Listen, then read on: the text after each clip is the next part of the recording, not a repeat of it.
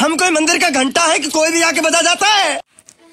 আমারও এটাই প্রশ্ন, হিরো আলম কি কোনো মন্দিরের ঘণ্টা যার যখন মন চাচ্ছে বাজিয়ে যাচ্ছে? কারণে অকারণে তাকে আমরা শুধু মার খেতে দেখি। আজকের ঘটনায় তার অপরাধটা কী ছিল? কেন বিএনপির লোকজন তাকে মারবে? হিরো আলম একজন মিডিয়া পার্সন, পরিচিত মুখ। তাকে যদি এভাবে মার খেতে হয়, অপদস্থ হতে হয়, তাহলে সাধারণ জনগণ কতটুকু নিরাপদ?